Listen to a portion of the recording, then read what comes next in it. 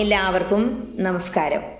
ഗുരുക്കന്മാരുടെ കരുണ ഉണ്ടാകുമ്പോഴാണ് ആത്മീയമായ പല ആഗ്രഹങ്ങളും സാധിക്കുന്നത്.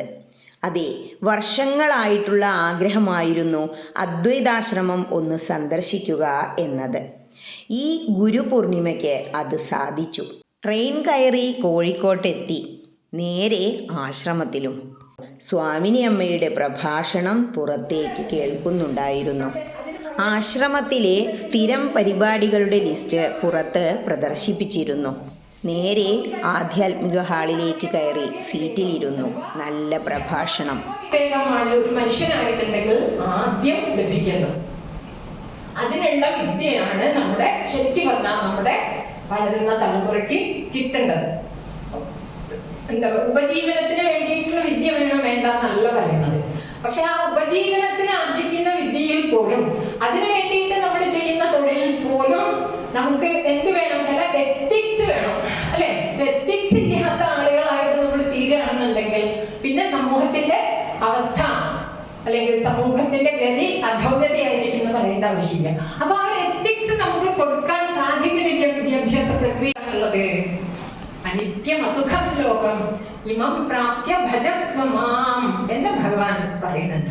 ഈ ലോകത്തിൽ വന്ന് ജനിച്ചാൽ പിന്നെ എന്ത് ചെയ്യുമെന്നാണ് പറയുന്നത്? ലോകത്തിന്റെ പിന്നാലെ പോകുകയല്ല വേണ്ടത്. പിന്നെ എന്താണ് വേണ്ടത്? മാം ഭജസ്വ.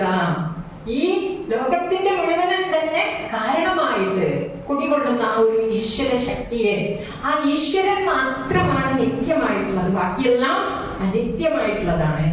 ആ ഈശ്വരനിലേക്കാണ് നമ്മള് ചെന്നെത്തുന്നത്. ആ ഈശ്വരനെ ആണ് നമ്മള് ഭജിക്കുന്നത്. മാം ഭജസ്വ എന്നാണ് ഭഗവാൻ പറഞ്ഞിരിക്കുന്നത്. അനിത്യം അസുഖം ലോകം ഇമം പ്രാപ്യ ഭജസ്വ മാം. എന്നെ ഭജിക്കൂ. അപ്പൊ നമ്മൾ വിചാരിക്കും എങ്ങനെയാ അപ്പൊ ഈശ്വരനെ ഭജിക്കേണ്ടത്? അല്ലെ? നമ്മുടെ സനാതന ധർമ്മത്തിൽ അതിനും വളരെ സുഗമമാണ്, സുലഭമാണ്. എന്താ കാരണം? എങ്ങനെ വേണമെങ്കിലും നമുക്ക് ഏത് രൂപത്തിലാണോ ഭഗവാനെ ഭജിക്കാൻ നമുക്ക് സാധിക്കാൻ, ഏത് വിധത്തിൽ ഭജിക്കാനും ഏത് രൂപത്തിൽ ഭജിക്കാനും ഒക്കെയുള്ള സംവിധാനം നമ്മുടെ ഈ സനാതന ധർമ്മത്തിനുണ്ട് എന്നുള്ളതാണ്. നമുക്ക് ഇന്ന രൂപത്തിലേ ഈശ്വരനെ ഭജിക്കാൻ പറ്റുന്നില്ല, ഇന്ന വിധാനത്തിലേ ഭജിക്കാൻ പറ്റുന്നില്ല, അല്ലെ? ഒരാൾക്ക് നാമം ജപിക്കാനായിരിക്കും ഇഷ്ടം, അയാൾ ആ വഴിക്ക് പോകട്ടെ. ഒരാൾക്ക് പൂജകൾ ചെയ്യാനായിരിക്കും ഇഷ്ടം, അയാൾ ആ മാർഗം പിന്തുടരട്ടെ, അല്ലെ?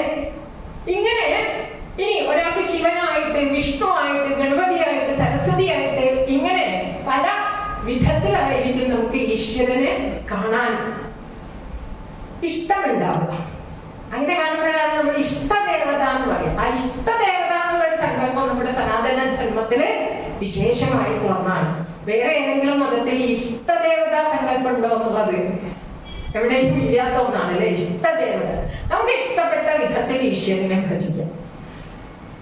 അങ്ങനെ നമ്മൾ ആരംഭിച്ചു എന്ന് വെച്ചോട്ടെ. എന്തൊക്കെയാണ് ഭജനത്തിൽ നമുക്ക് ചെയ്യാൻ സാധിക്കുക? നാമം ജപിക്കുക. പ്രഭാഷണത്തിന് ശേഷം ആ വേദിക്കടുത്ത് ചെന്ന് നിന്നു ഞാൻ. വല്ലാത്ത ഒരു ശാന്തി അനുഭവപ്പെട്ടു. മനസ്സാ ആദിശങ്കരനെ നമിച്ചു. എത്രയോ സത്സംഗങ്ങളും കീർത്തനങ്ങളും മുഴങ്ങുന്ന വേദി, മഹാത്മാക്കൾ മാത്രം കയറി വരുന്ന സ്ഥലം. ആ വേദിക്ക് മുൻപിൽ നിന്ന് ഞാൻ സത്സംഗം കുടുംബത്തിലെ ബബീഷിൻ്റെയും ഭാര്യയുടെയും കൂടെ 2-3 ഫോട്ടോസ് എടുത്തു, ഒരു സെൽഫിയും. ശേഷം പുറത്തിറങ്ങി ഭോജനശാലയിലേക്ക്.